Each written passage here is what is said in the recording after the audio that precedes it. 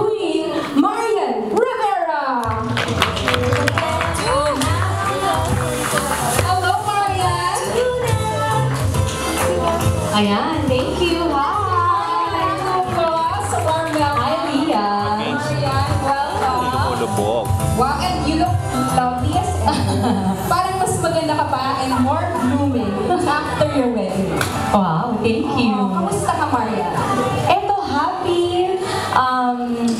Di pa rin ako makapaniwala sa nangyayari sa buhay ko. Talagang masasabi kong kumpleto na talaga ang buhay ko. Yes! Marian, palas, paano ba naging kumpleto na? Kumpleto na ang buhay ko dahil ang lahat ng kababaihan, syempre, inaasam-asam nila na makakita sila ng lalaking mamahalin sila at nagpakasal ako. At the same time, sa pagising ko tuwing umaga man yan, tanghali gabi, alam kong may katuwang ako sa buhay. At syempre, may magandang biyaya pang nangyari sa akin ngayon. Ang sarap naman ang buhay, Marian. And we also heard, no, nag-cooking classes ka daw. Yes. Oo, can you tell us about that experience? Kasi hili ko talaga ang magluto. Especially lola ko kasi magaling magluto. So every time na nagluluto siya, palagi ako nakatingin sa kanya kung anong niluluto niya. Pero sabi ko sa sarili ko, parang may kulang pa. Gusto ko pag-aralan pa yung mga bagay-bagay at gusto ko pang mas maraming malaman. Wow, talagang continuous growth. Napakaganda, Marian.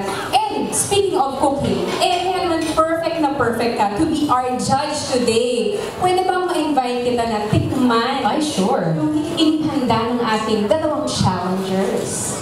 Ay, Ayan, kaya. parang sa itsura pa lang, alam ko na kung ano ang masarap. Oo, diba? Please do the honors, Mar. Ayan, medyo kailangan natin ng space. Ayan, ito ang ating final judge. Kanina yung audience natin, nakijudge na rin eh. So, ikaw naman, Sige. ang magte-taste test ng ating Afritala. Sige. Tikman natin. Sumama ka din. Sige. Para makarelate ka din. Okay. Ito muna ang titikman ko, ha. Kay Chef. Okay. Ito masarsa, mas malaman. Titikman ko, ha.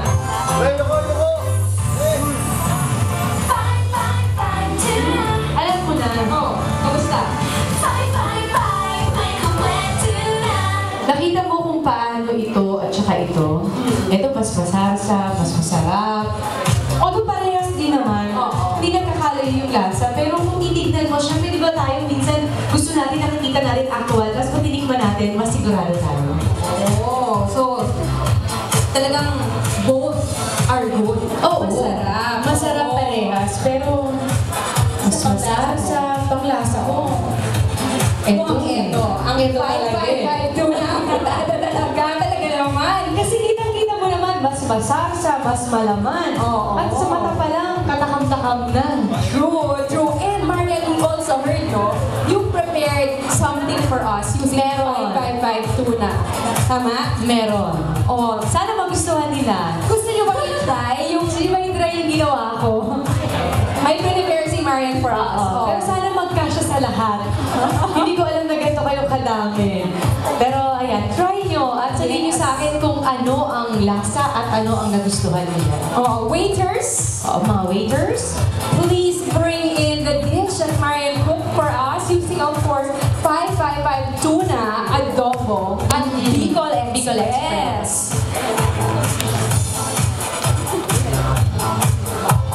Nako, Marian, baka pag-agawan yung pinuto mo. oo, konti lang hinanda ko. Pasensya na kayo. Let's go back up on stage.